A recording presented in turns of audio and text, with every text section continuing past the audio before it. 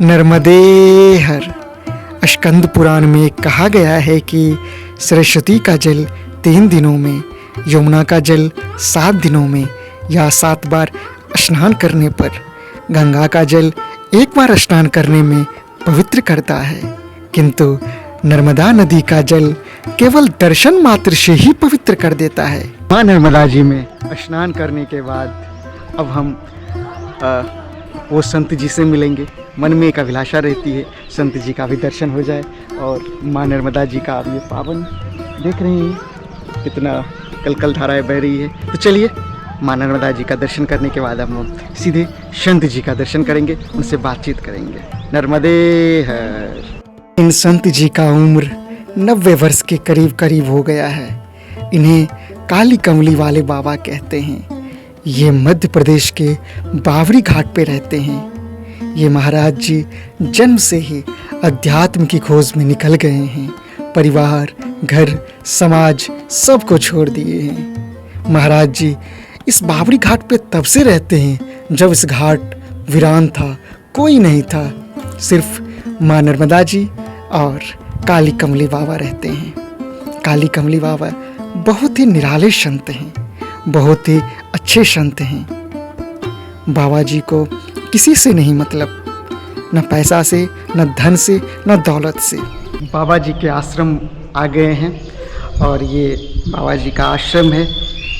काली कमले बाबा इनका नाम है और बहुत ही निराले संत हैं और बहुत ही हृदय के बहुत ही अच्छे संत हैं, और संत तो अच्छे ही होते हैं। और मेरे साथ आप देख सकते हैं बाबा जी यहाँ पे बैठे हैं। नर्मदे हर प्रभु जी। नर्मदे हर। और काली कमली बाबा के नाम से ये प्रसिद्ध हैं यहाँ पे। और ये नर्मदा माँ जी हैं, आप देख सकते हैं कितना सुंदर दृश्य है यहाँ का। और यहीं पे प्रभु जी भी रहते हैं और संत जी रहते हैं। और ये नर्मदा माता जी का हर वक्त हर क्षण सुबह शाम दर्शन होते रहता है। और इसी कक्ष मतलब इसी बिस्तर पे महाराज जी रहते हैं और यहीं से माँ नर्मदा जी का भजन करते हैं, माँ नर्मदा जी का दर्शन करते हैं। क्या इस प्रकृति का तारीफ करें सच में, और महाराज जी के बारे में तो कहना मुश्किल है। अभी हमारे साथ पूज्य श्री कमली वाले बाबा हैं और नर्मदा के घाट पे ये विराजमान हैं। तो सबसे पहले नर्मदे हर प्रभु जी। महाराज जी डायरेक्ट आते हैं बहुत सारे लोग, हाँ। और संतों को कहते हैं जो मेरे पास ये परेशानी है, हाँ। इसको दूर कर दीजिए, हाँ। तो वो सही रहेगा या स्वयं वो नाम जप करे, घर में कर्म करे, वो सही रहेगा? हाँ, तो उसके लिए परेशानी ये है भाई कि वो अपनी परेशानी तो खैर हर आदमी का बताना भी उचित है, उसमें ऐसा कोई गलत भी नहीं है भाई। परेशानी नहीं बता के तो उसका उपाय भी नहीं होगा। बाकी उसमें जिन्हें करना वर्जित है। हमने डॉक्टर के पास गए, डॉक्टर को जाकर के हमने जिहे किया, नहीं आपको ये बीमारी का उपाय करना होगा, आपको हटाना होगा, आपको दवाई देनी होगी, वो वर्जित है। डॉक्टर कह रहा है कि भाई देखो इस बीमारी का मैं कभी समझा नहीं, सोचा नहीं, देखा नहीं है? आप किसी दूसरे से मिल लेना है, और या उनको जानकारी है उस डॉक्टर को, तो वो उन्होंने बता दिया कि भाई घर जाकर ऐसा ऐसा कुछ कर लेना, जाप करना, भजन करना, कुछ भी करना। तो उनको अपने घर जाकर के उसको उपाय कर लेना अच्छा है। बाकी जिले करना, हट करना उसके साथ में वो अच्छा नहीं है। क्या महाराज जी आपके पास भी कोई भक्त आते हैं तो जिद करते हैं? हाँ, हट करते हैं। कैसे हट करते हैं आपके पास? मेरे घर में लड़ाई है, तो मेरे घर में पैसा नहीं टिक रहा है, तो हमारा छोरा छोरी दारू पी रहा है, तो कोई गांजा पी रहा है, तो कोई छोरी भाग रही है, तो मेरी छोरी का ब्याह नहीं हो रहा है। कितने ही तूफान लेकर के आते हैं भाई। इतने तूफानों के लिए हम बाबा जी नहीं, ये ज्ञान हमारे पास में नहीं। हम तो सिर्फ उपाय बता सकते हैं। जैसे उसकी बीमारी है, उसका कुछ उपाय हमारी समझ में आ रहा है तो हम उपाय बताएंगे, और नहीं उपाय उसका भी कोई हमारी समझ में नहीं आया तो हम ठाक मना कर देंगे, भाई आप कहीं भी जा सकते हो, इसका उपाय हमारे पास में नहीं। अच्छा महाराज जी, घर में ऐसे अशांति होते क्यों है? शादी टिकती नहीं है, हाँ। पैसे नहीं टिकते हैं, घर में अच्छे नौकरी किसी को नहीं लगता है, मतलब बहुत तरह की अशांति होती है घर में। ऐसी बेटे की ऐसी कृत्य होती है जो हाँ। माता पिता घर छोड़ देते हैं, ऐसे क्यों होता है घर में? उनके कर्मों की कमी रहती है। किनके कर्मों की? उन्हीं सामने वाले का। अच्छा। हाँ, जो भटक रहे हैं ना, उनके कर्मों की कमी है। उनको अगर जो कोई रास्ता बताने वाला मिल जाए तो उस रास्ते पे वो चलते नहीं है, विश्वास भी नहीं करते हैं। हमसे पूछ लिया, फिर आपसे मिले, हमको आप ऐसा बताइए, फिर तीसरा मिल गया, उससे पूछा, तो वो करने योग्य नहीं है, सिर्फ पूछते हैं। बाकी अगर जो वो मन लगाकर विश्वास कर उस कर्म को करें तो साथ उसकी हर प्रश्न हल हो सकता है घर बैठे। अच्छा। हाँ, बाकी कर्म ही की पूजा है, कर्म ही करना पड़ेगा। अच्छा। भाई सामने वाला है ना, अगर जो दवाई भी दिया डॉक्टर ने तो वो फ्रिज तो बताता है ना कि गोली खाना और आप ये फ्रिज करना। अब गोली खा लिया, फ्रिज तो करें, तो गोली कोई काम की। तो ये लोग क्या है, दान कर गड्ढे में गिरते हैं, मतलब कर्म नहीं करते। दान समझते हैं, जो दान दे दिए, हाँ। कर्म नहीं करेंगे और हाँ। घर में शांति मिलेगी, ऐसा नहीं है महाराज जी। हाँ। अच्छा अच्छा। आज एक बात बताऊं थारे को, वो मेरे दिमाग में भी आ गया, वो पहले नहीं था। जी। है, मैं थोड़ा पानी पी लूं? हाँ बिल्कुल।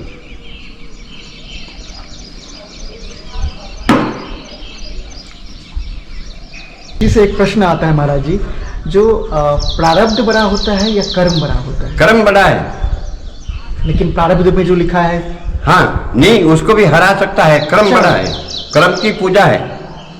अच्छा। हाँ, मनुष्य की पूजा नहीं है।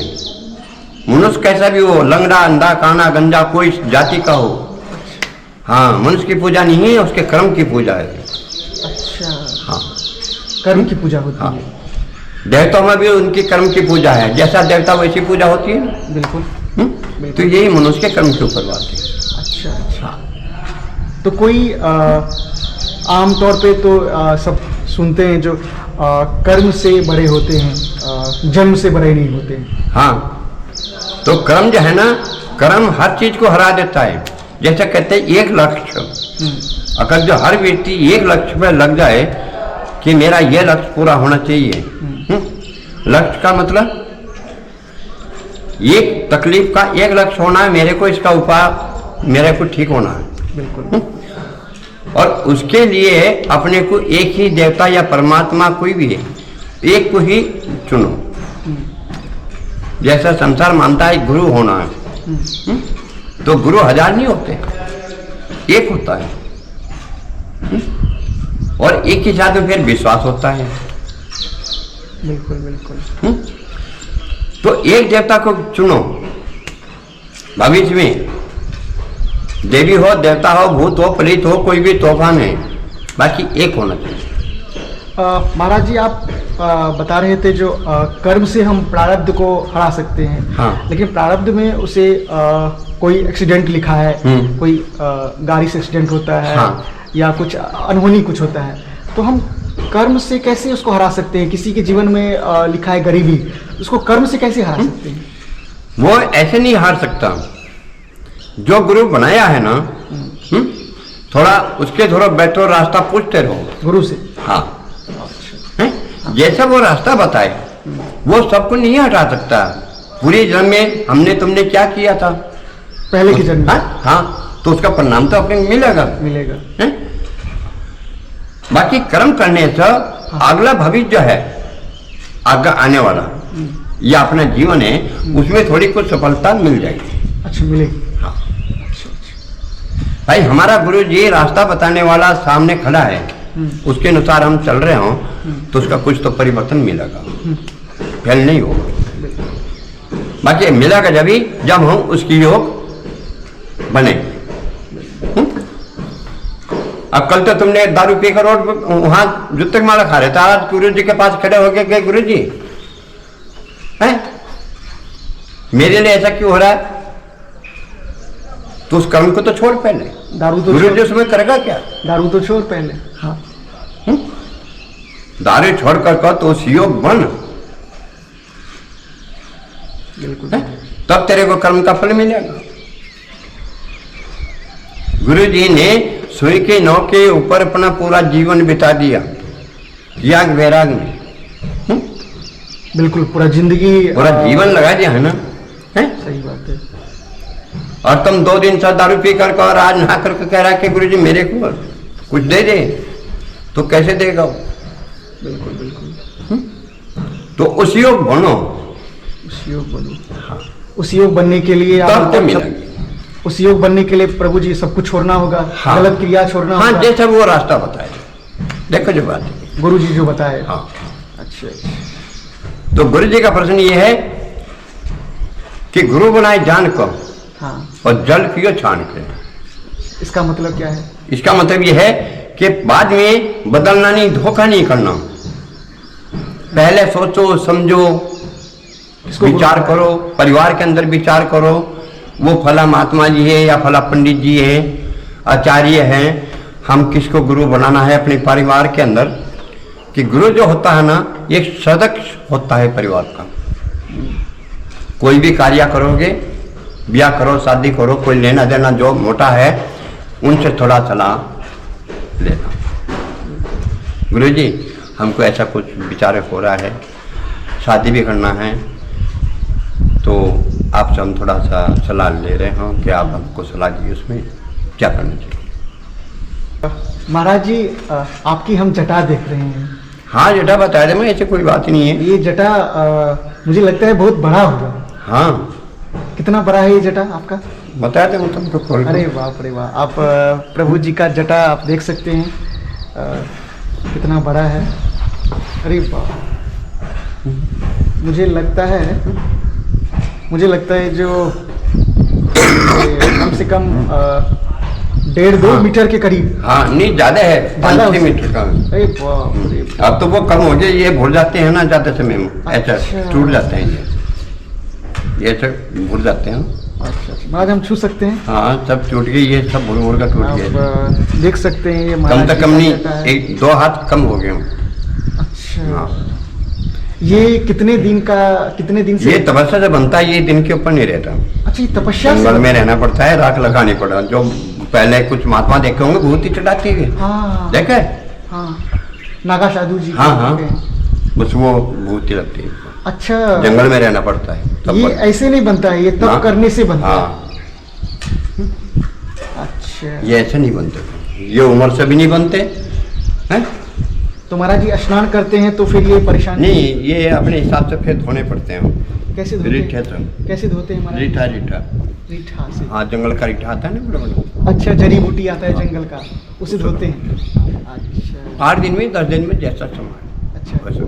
तो ये तो परेशानी होती होगी। हाँ, फिर धोना पड़ता है, धो करके सुखाना पड़ता है, जब घाम में खड़ा होना पड़ता है, बैठो लटका के ज्वाल से।